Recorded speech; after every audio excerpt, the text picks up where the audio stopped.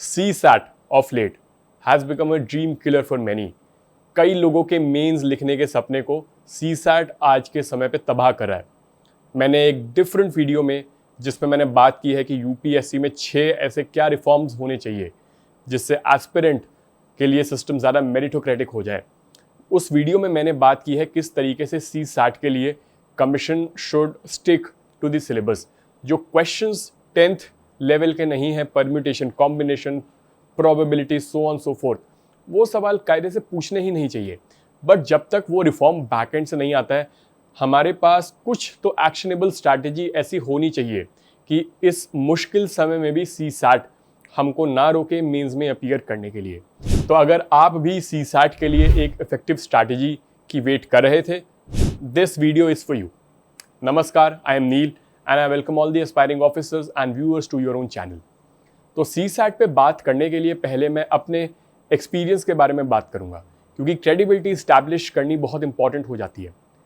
एक different video में मैंने अपनी मार्कशीट भी शेयर की थी। मैं फिर से वो वाली मार्कशीट 2022 के प्रीलिम्स की शेयर कर दूंगा। मेरे स्कोर्स की प्रोग्रेशन कुछ इस तरीके से रही है: 150, 130, 130, 150, 130। तो मैंने अपने पाँचों अटेम्प्ट्स में 130 से ऊपर स्कोर किया है। 2 बारी मैंने 150 के अराउंड स्कोर किया, मतलब 148, 147, और ये 130 का मतलब भी 128, 127 है। 3 बारी मैंने 130 की रेंज में, 2 बारी 150 की रेंज में किया। तो इसका साफ साफ आप एक मतलब देखेंगे कि 2018 से CSAT के लेवल में सडनली एक जंप हुआ था। 2018 में 150 लाना कोई बड़ी बात नहीं थी, पेपर आसान आ रहा था, और सडनली यूपीएससी ने डिसाइड किया कि चलो अब एक नया गेम खेलते हैं एस्पिरेंट के करियर के साथ। तो CSAT की मैं एक ब्रीफ हिस्ट्री के बारे में बात करूंगा, क्योंकि जिस हम ओपोनेंट से लड़ रहे हैं उसकी हिस्ट्री के बारे में थोड़ा सा पता होना ज़रूरी है। 2013 तक क्या होता था, लोगों के 2 ऑप्शन होते थे मेंस में, और उनमें से एक ऑप्शनल का ऑब्जेक्टिव पेपर ही प्रीलिम्स में आता था। तो GS का पेपर तो वैसे ही आता था जैसे आज आता है, और दूसरा पेपर एक ऑप्शनल का पेपर होता था। 13 में कुछ रिफॉर्म की बात हुई, चीज़ें चेंज हुई, तो 13-14 में क्या हुआ, एक CSAT के पेपर को ऐड कर दिया गया। इसके मार्क्स को मिला जुला के एक नई कट ऑफ बनने लगी 400 में से, जिसके हिसाब से लोग मेंस में अपीयर करेंगे। लेकिन इवन दो मेरी पूरी की पूरी community, engineering community rather, was benefiting from it, इस बात की एक्सेप्टेंस में किसी को कोई दो राहें नहीं होनी चाहिए कि that system was pro engineers. हम जैसा व्यक्ति जो कभी CSAT नहीं पढ़ा, वो 2013-14 में बहुत आसानी से 170 स्कोर कर सकता था, और उसको फिर GS में 70, 40, 50 ऐसे छोटे छोटे स्कोर के बावजूद भी मेंस लिखने का मौका मिल जाता था। तो सिस्टम में थोड़ी सी बेटर सेंस प्रिवेल हुई कि let us make it qualifying, तो इसको क्वालिफाइंग कर दिया गया। फिर क्या हुआ, 15, 16, 17, 18 में CSAT की कोई अहमियत नहीं रही, क्योंकि 66 नंबर 66.66 लाना कोई बड़ी बात नहीं थी। और इसलिए कमीशन ने अपना एक नया दांव खेला। कमीशन ने कहा कि लोग CSAT को इग्नोर करें तो कमीशन को क्या फ़र्क पड़ता है, मेरिट लिस्ट तो GS के हिसाब से एनीवे बन रही है।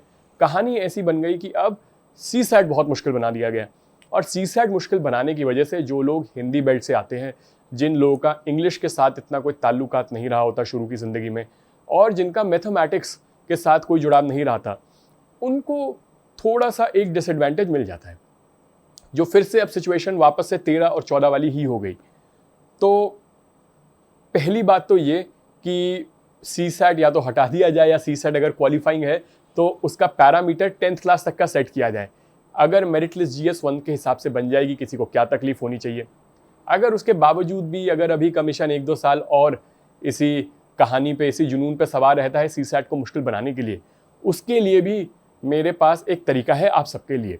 मैंने देखा है 2023 के पेपर के बाद से बहुत सारे इंस्टीट्यूट नए नए कोर्सेज को लेके आ गए हैं। अब वो कहने लग गए हैं कि नहीं नहीं नहीं, लास्ट के 2 महीने में नहीं बेटे, शुरू से CSAT की तैयारी करनी है। और ये शॉर्ट रेसिपी है आपके मेंस के एग्जाम में तबाही मचाने की। गलती से भी इन उल्टी सीधी एडवाइजेज का शिकार नहीं होना हमको।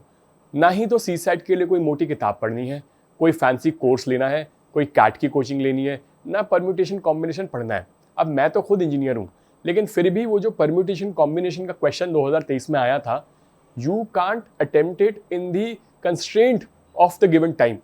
क्वेश्चन ये नहीं है कि मैं उसको सॉल्व कर पाऊंगा कि नहीं कर पाऊंगा, क्वेश्चन ये है कि क्या मैं उसको समय रेखा में, टाइम लिमिट में सॉल्व कर पाऊंगा या नहीं कर पाऊंगा? आंसर है नहीं कर सकते हो, बिल्कुल भी नहीं कर सकते हो, उस गलती में पड़ो भी मत। तो इसका सोल्यूशन मेरे हिसाब से बड़ा साफ है। आप सी सैट के एग्जाम को 2 पार्ट्स में तोड़ दो। सी सैट का the first part is comprehension and the second part is logical reasoning plus quant. मोटा मोटा if you analyse previous questions you realise हर साल 27 सवाल कॉम्प्रीहेंशन के आ रहे हैं। 1/3 पार्ट कॉम्प्रीहेंशन का आ रहा है। मैंने 2021 के कॉम्प्रीहेंशन के पेपर को फ्री ऑफ कॉस्ट अपने चैनल पे सॉल्व करके अपलोड किया हुआ है और मैंने एक अप्रोच बनाई है, मैंने एक स्ट्रैटेजी बनाई है जिसको अगर आप फॉलो करेंगे तो विद इन 25 मिनट उन 27 सवालों को आप इजीली अटेम्प्ट कर पाएंगे। और मेरी गारंटी है कि 20 से 21 सवाल आप उन 27 में से करेक्ट करोगे और एक बहुत अच्छा स्कोर कॉम्प्रीहेंशन में लेने के बाद आप जो प्रेशर है मैथमेटिक्स सही करने का उससे दूर हो जाओगे। तो उसके लिए वो फ्री वीडियोस का लिंक मैं डाल दूंगा और that should be your starting point. तो सबसे पहले कॉम्प्रीहेंशन को इग्नोर नहीं करना है। कॉम्प्रीहेंशन में से 27 में से 18-19 सवाल इजीली बन जाते हैं। दूसरी बात, लॉजिकल रीजनिंग के लगभग 12 से 15 सवाल आजकल आ रहे हैं। उन 12 से 15 सवालों में से 4 से 5 सवाल भी बिल्कुल ईजी होते हैं, एक लाइन के सवाल होते हैं, वेन डायग्राम उनमें यूज होता है, उनको आइडेंटिफाई करके जल्दी जल्दी सॉल्व किया जाए। और तीसरा, क्वांट में जो बच गए 41 सवाल, उन 41 सवालों में से क्वांट के अंदर भी लगभग 10 से 12 सवाल बहुत आसान होते हैं जिनमें आपको कोई फॉर्मूला भी नहीं लगाना, आपको सिंपल बैक सब्स्टिट्यूशन करना है आंसर का क्वेश्चन के अंदर और आपको पता लग जाएगा कौन सा option corresponds to the right answer. तो इस सारी कहानी का सार बड़ा साफ हुआ। इस टाइम पे it is not about learning new formulas, it is not about learning new methods to solve those difficult questions. गलती से भी मत सोचना कि डिफिकल्ट सवाल बन जाएगा पेपर में। It is at this point in time about identifying the right question. Question की आइडेंटिफिकेशन होनी बहुत जरूरी है कि कौन सा सवाल मुझे करना है, कौन सा छोड़ना है। और उसका भी बड़ा साफ सा एक लिटमस टेस्ट मैं बता देता हूँ। जो सवाल पहले 30 सेकंड में ऐसा हो कि उसकी हवा नहीं लग रही है, मुझे 30 सेकंड में वो सवाल ही नहीं समझ में आया, परम्यूटेशन कॉम्बिनेशन का सवाल है, मुझे नहीं पता क्या फॉर्मूला यूज होता है, 25 सेकंड के अंदर I come to the conclusion I can't attempt it right now, leave that question, move forward. कई बारी इंजीनियर्स भी चीजें ईगो में ले लेते हैं कि क्यों मैंने जेई के टाइम पे नहीं पढ़ी। तो बेवकूफ, तू 4 मिनट उस पर लगा देगा, तुझे कुछ नहीं मिलने वाला, you gonna get a negative, you gonna waste your time. Stay away from making such stupid mistakes and I have to use such strong language, क्योंकि कई बारी ऐसी स्ट्रॉन्ग भाषा से ही चीज आसानी से समझ में आती है। Absolutely stay away. इस इन बिल्कुल बेवकूफिया है, गलतियां नहीं है, बेवकूफिया है। सी सैट का पेपर इजीली क्वालिफाई होने का चांस है। एक तो पहले कमीशन की बहुत भारी गलती है कि ऐसे सवाल नहीं बनाने चाहिए, उसके बाद हमारी थोड़ी सी ये भूल हो जाती है कि हम सवालों को ईगो पे ले लेते हैं। एक एक करके सवाल अटेम्प्ट करो और 30 सेकंड के अंदर अगर वो सवाल सॉल्व नहीं हो रहा है तो नेक्स्ट क्वेश्चन पे बढ़ो। अगर if you follow this format तो पहले जो 80 सवाल है, सारे 80 सवाल you will be able to at least go through all 80 questions in the first 1 hour 20 minutes।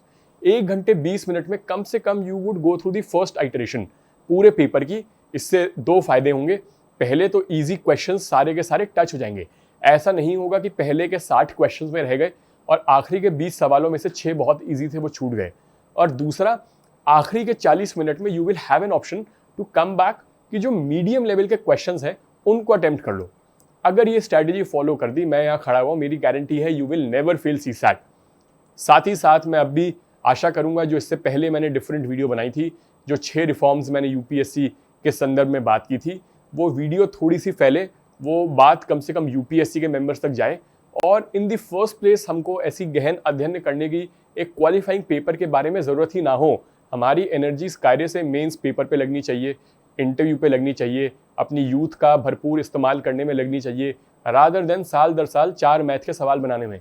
But चलिए, जब तक वो नहीं होता है, this strategy is going to hold you in good state. If you think this video helped you, I would appreciate if you help me with the engagement. You can do that by liking the video, by sharing the video with your friends, and by clicking the subscribe button. Also, you can leave a comment अगर कोई doubt हो। मैंने description box में अपने channel का link भी डाल रखा है, टेलीग्राम चैनल का, जहाँ पे I am always accessible for your questions. And I hope कि धीमे धीमे हमारी एंगेजमेंट का लेवल बढ़े और नेगेटिव वीडियोज़ ही नहीं, यूट्यूब पे कुछ काम की वीडियोज़ भी फैलनी शुरू हो। With that in mind, all of you have my wishes. I'm going to see you soon. Take care. Jai Hind.